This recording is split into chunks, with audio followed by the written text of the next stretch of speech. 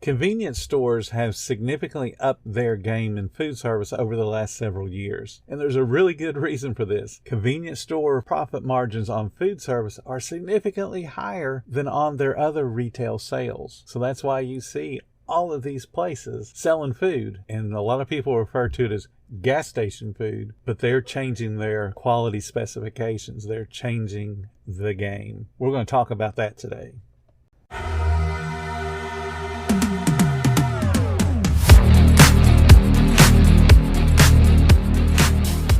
Welcome to the 10-Minute Food Truck Training Podcast. My name is Bill Moore. I am a food truck business coach, author of 5 food truck vending books, including Food Truck 101 and Food Truck 201. This podcast is all about helping you start and grow your food truck business. Every cup of Nespresso coffee is an invitation to transform your morning routine into a ritual you can treasure each and every day. Using the Vertuo Pup, a simple touch of the button freshly brews bold aromas and a rich, velvety crema layer for delicious cafe-quality coffee at home. Whether you enjoy your coffee hot or over ice, every sip, every morning is unforgettable. Nothing tastes like Nespresso coffee. Visit Nespresso.com or our app to explore our full range of easy-to-use machines and coffees not found anywhere else. Convenience store chains, the big ones, such as Sheetz or Wawa or Come and Go, Casey's, Buc-ee's, all of these, and there's a bunch of other ones too, have developed food service menus, and they're offering fresh food that not only competes with, but in some cases improves upon the quick service restaurant offerings. Now, I know you're saying, well, I'm a food truck. Quick service restaurants are the closest analog to a food truck. We do similar things. We work with similar foods. Our goal is to get the food out quickly. There's 6 ways that convenience stores are threatening those restaurants and in turn threatening food trucks. This stat really surprised me. 50% of consumers agree that convenience stores are just as capable of offering fresh food and beverages as the QSRs. That's odd. 50% of people. So think of your line. If it's 10 people long, 5 of them might go to the convenience store tomorrow because they believe the food is the same quality as yours. Now, with that in mind, consumers' perceived value of convenience stores is higher than that of restaurants. Perceived value. And what perceived value means is, think of the overall process. Somebody's going to a convenience store, they're picking up gasoline, and they go, oh, okay, I need to go inside and get something to eat for the family. So they've created that one-stop shop, which is different than a restaurant because the restaurant doesn't offer gasoline or other retail products. So it's more convenient, therefore there's more value to that end user to go to a convenience store to pick up all of those things at once and save them what? Time. Convenience store food service margins are generally higher than at the quick serve restaurants, which means they're able to offer better deals and offer greater discounts.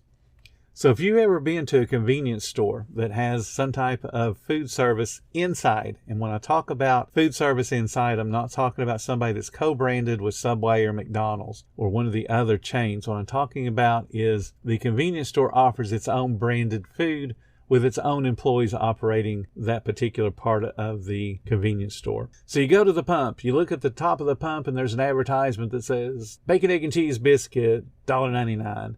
And you're thinking, how in the world are they able to sell it that cheap? They're not getting a better deal on the food than you are. What they're doing is they're leveraging their labor better than a quick service restaurant and certainly better than a food truck can do. So they're able to run a higher food cost, but they have a lower labor cost. They're still able to hit that magic mark of 50 to 55% total food and labor. And if they're able to do that by offering a little bit higher food cost, but saving it on labor, they're doing it. So they're able to beat our pricing, not because they have better buying power. It's because they have a better control over their labor.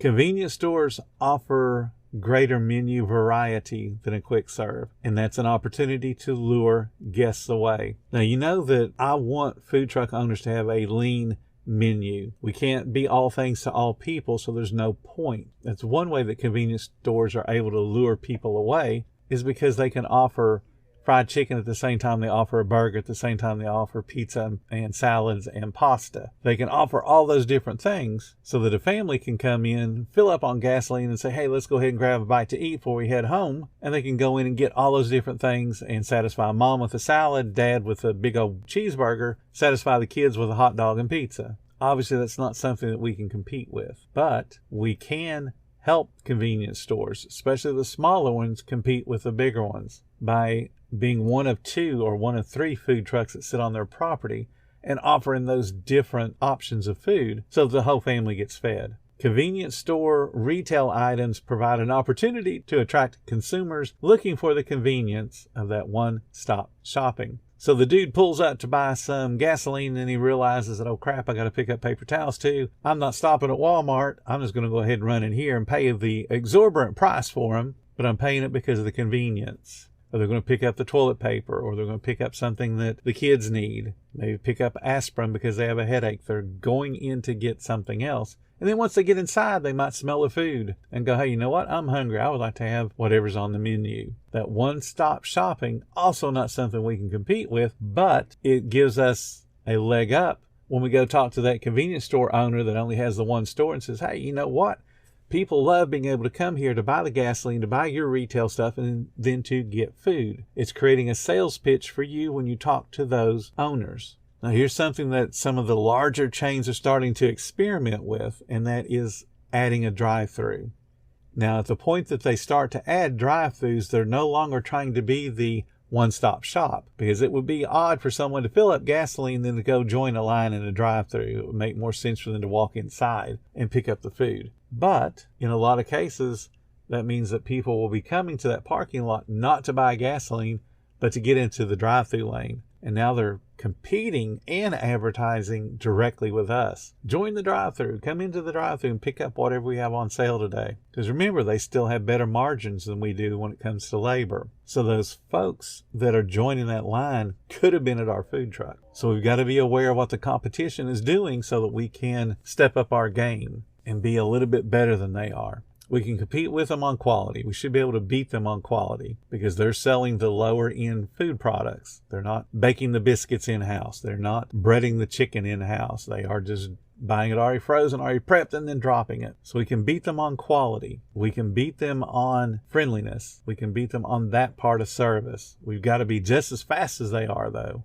Now, I don't want you guys to get discouraged, especially if you're in the planning stage of starting your food truck and thinking about all the different competition out there. I want you guys to understand what's going on in the landscape of food service so that you can be better prepared and be able to compete with them pretty much one-on-one. Also, you can take this information and when you go to talk to those smaller convenience store operators, you can sound more educated when you talk to them so that they understand that you're there to create a partnership.